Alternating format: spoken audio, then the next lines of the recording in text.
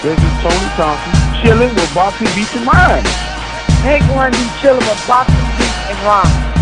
This is that Mayor Hardcore Mentor on Boxing Beats and Rhymes YouTube channel. Tune in because this is the place to be, man, all the time. I am ranked number one. One! That means I'm the best. Ashley Theophane, a Mayweather Promotions fighter, gives us an exclusive diary behind the scenes at Floyd Mayweather's gym. Theophane, a former British light welterweight champion, chasing the boxing dream in Las Vegas. Theophane is currently part of Floyd Mayweather's money team, training with them every day and watching Floyd prepare for his May 2nd showdown with Manny Pacquiao. May the 30th of March. It's a new week in Las Vegas. I'm 1 month away from my 45th professional fight. I'm working so hard to claim my 38th victory. I'm on a 4-fight win streak with Mayweather Promotions. My last fight was so good, I was promised a world title shot. First, I have to get a win on April the 30th at the Palms Casino Resort. March 31st. Floyd sparred this afternoon with 2 of his sparring partners. Watching this camp is special, the biggest fight in the history of boxing, a fight worth $400 million, a fight breaking all records. I get to witness behind the scenes and private moments of this camp. I am the one and only official member from Britain representing Mayweather Promotions. I've been boxing for 27 years and been a professional for 12 years. It's a long, hard journey. The hard work and sacrifice has been worthwhile. Wednesday, the 1st of April. Today is April Fool's Day. No one was trusted. The work was the only thing that was to be believed in. I sparred with DeMarcus Corley this afternoon. I wasn't happy with my performance, but everyone watching thought that I put in a controlled performance. There was things I knew I could have done and didn't. I'm too strong for Chop Chop though. He had some good moments, but I'm an altogether better fighter. During Floyd's workout, he looked at me and joked, "Ashley, you're going to be my final fight." Floyd's photographer Pete said, "You'll take that, Ash, a cool $2 million. I sit back and watch Floyd work out as it's motivational and inspiring to me. Seeing how hard he pushes himself and works so hard, the harder I push myself. The young fighters on the team, Kevin Newman and Ladarius Miller, have said I'm the hardest worker in the gym. I hear this often by onlookers. It's a nice compliment, but it's all about doing it fight time. Training hard means nothing if your results in the ring don't showcase the work you put in. My last 4 fights have been getting better and better, so come April the 30th, I expect an even better performance than December the 12th. Tuesday the 2nd April. Dejan Blake called me in this morning. Today marks 4 weeks until my 45th fight. I gave a list of 10 opponents to Dejan, and he came back with the toughest one of the list. Mexican fighter Mohinry Montes, who has 30 wins, 4 losses and 1 draw. He's an experienced fighter for 25 years old. He's gone 12 rounds with freeweight world champion Humberto Soto, who I'm also targeting. He gave him a very good fight. Eric Bone also beat him over 10. Dejan asked me if I can beat him. I told him yes, I want my world title shot. I watched my opponent's fight with Eric Bone later that night. After training, Eric outboxed him. I believe I can do the same thing. I just need to keep training like I have been doing. April the 3rd, Friday. Corley and I went at it again. I completed 4 6-minute rounds with Chop Chop. His nose was busted up from round 1. He was wearing a white t-shirt. By the end of the 24-minute session, his shirt was now red. I put in a good performance today. Some days you have good days, some days are bad. Today was a good day. April the 4th, Saturday, 4:45 a.m. I was up and ready to hit the mountains for our weekly altitude run. It was only Isha and I, along with my right-hand man in Las Vegas, Dan Wet Lather. Badou Jack is fighting for the world title against Anthony Dirrell. Mickey Bay fought Miguel Vasquez last year, and Isha Smith has fought for 2 world titles over the last 2 years. I'm fully focused on my fight on April the 30th. Floyd has already told me that he's going to get me a title shot. It's up to me to get my 38th victory in 3 weeks' time. Easter Sunday is today, and I had the pleasure of spending it at Floyd's mother's house.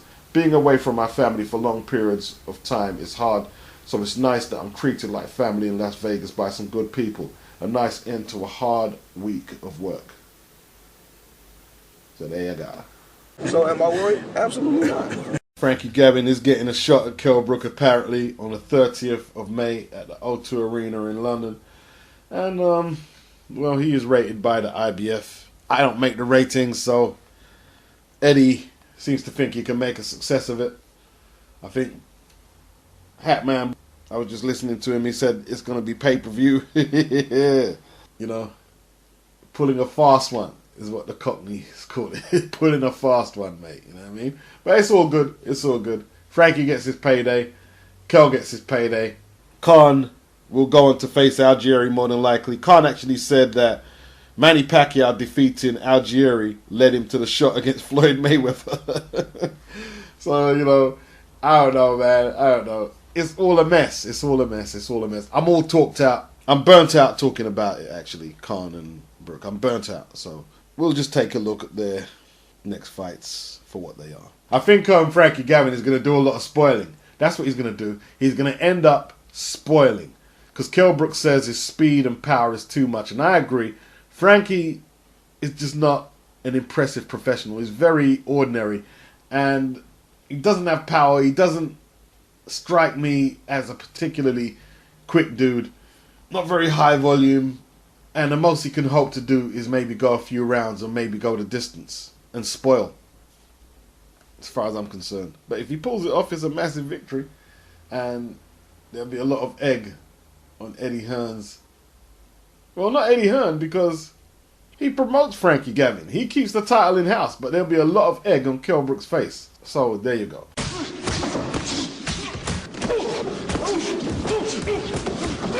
Anthony Joshua is staying busy. He's going to fight on May the 9th at the Barclaycard Arena in Birmingham.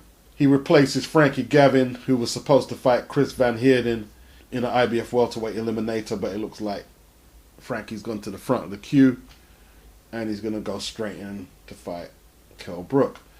Joshua is going to face an opponent to be announced before facing Kevin Kingpin Johnson on May the 30th. Matthew Macklin is also on that card. He's returning after taking a pounding by Jorge Sebastian Highland. Gave him an absolute pasting.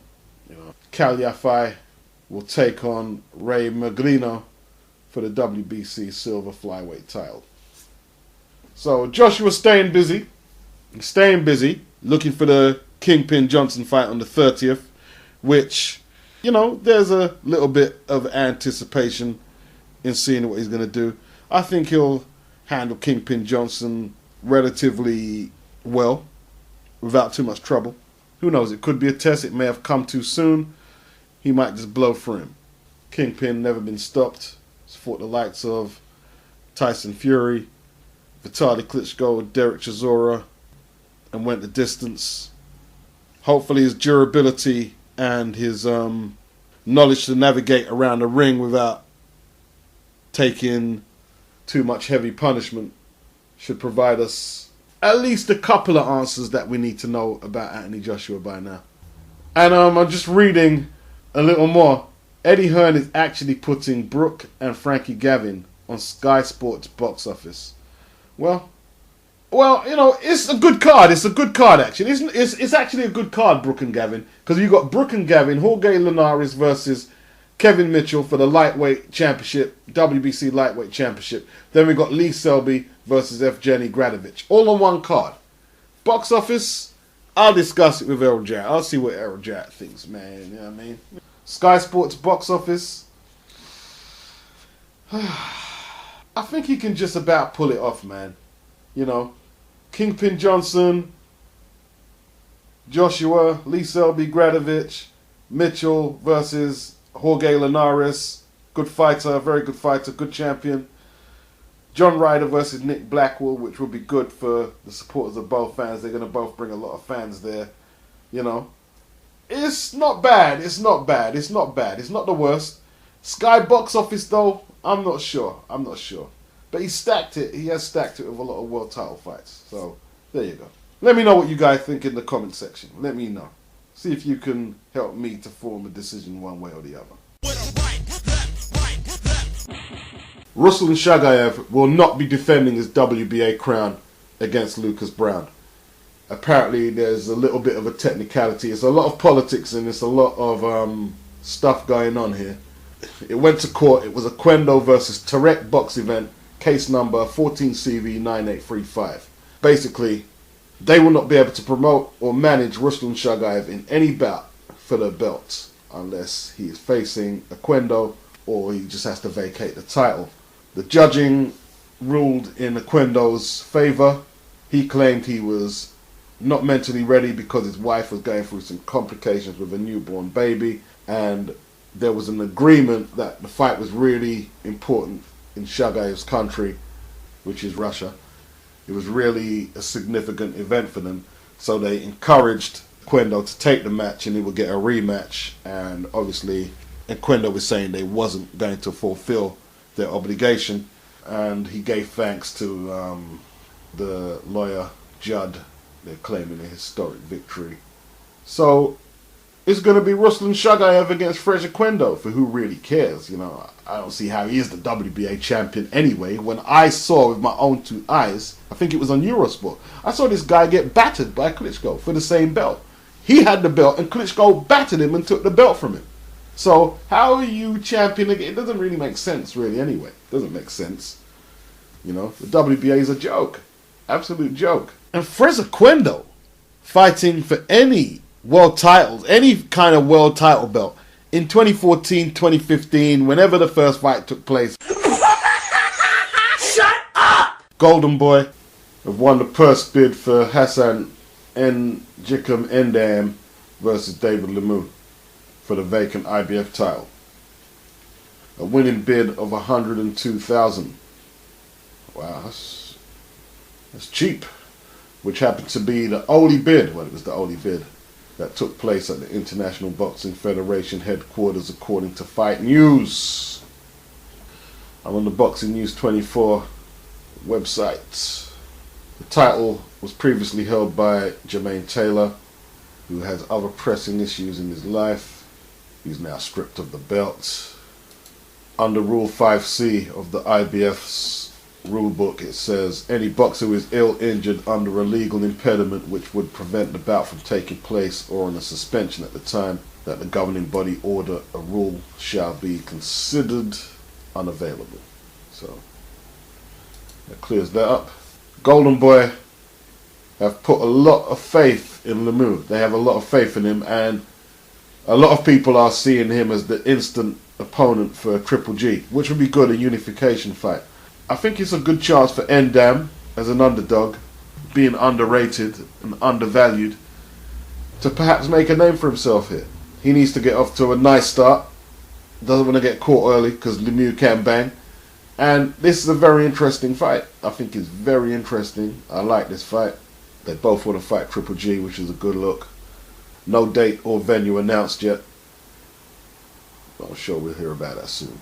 Nathan Cleverly will drop back down to light heavyweight for a second world title shot. He wants to fight WBA light heavyweight champion Jürgen Brähmer, and his first step is a non-title fight on the 30th of May against an unnamed opponent. The fight will be on the Lee Selby Evgeny Gradovich undercard. He's coming back after a poor performance against Tony Bellew at Cruiser. It has to be said, it was a very poor performance, man, you know. Nathan just seemed incapable of throwing any shots. And he looks shot to me, and I don't see him beating Jürgen Brähmer, who I don't rate highly either. He's okay. But yo-yoing up and down between cruiser and light heavyweight is not going to fix anything for him, you know. You got to make a decision. What are you? Cruiser, light heavyweight, and fight. It's not that complicated, you know. When you have to keep overthinking your boxing or anything you're doing in life, then you have to question what's happening. You really have to, you know. I'm telling you and everybody here, I'll fight him anywhere, anytime.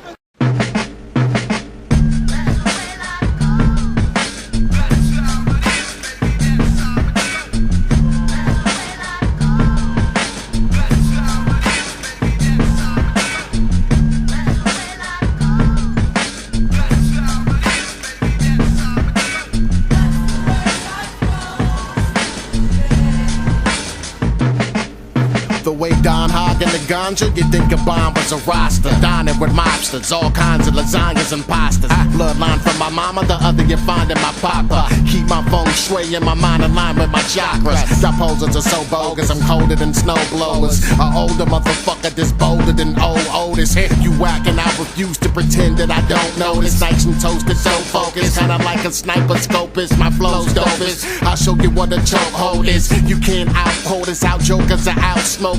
Dumb calamities, what I actually brung is tragedies. Like the L hit with Michael Phelps, lung capacity if it's passing me. Make niggas want to approach, mad at me. Cause one hit turn the blunt to a roach. But yo, I don't give a damn, no, I don't give a fuck. Only one life to live it, nigga, I'ma live it up. What?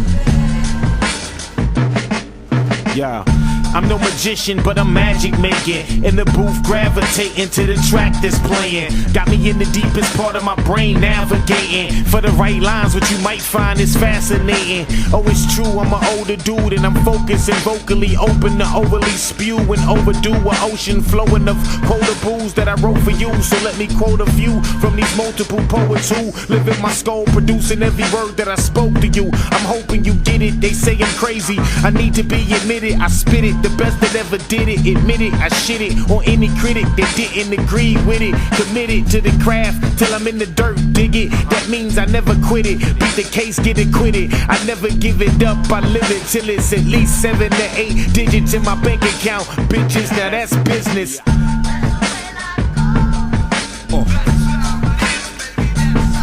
Okay.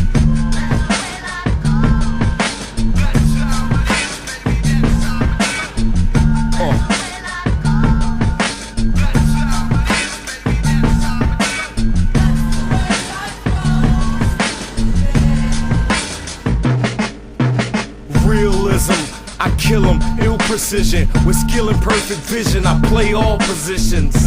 My pen on point, accurate, but still my pen's ill and spill lead on accident. Illa ink, iron shots for the anemic. Y'all throw it up, we eat it, y'all bulimic. Might lose my mind, but never my mic. And for murder in the music, I'm doing 25 to life. Chief of pathological, microphone blazer that'll clobber you and kill all your dreams with one verse. I demolish you. Ill 16s off the dome, and yeah, I got a few. And I'm soon to be the king on the throne, and y'all ain't got a clue. I'm a lot of things, but I'm not a fool. Not a dude to sleep on. Stay alert, niggas, I got a lot of moves. Still in my prime, I got a lot to prove. So every time I breathe in a cipher, I literally beat the shit out of you.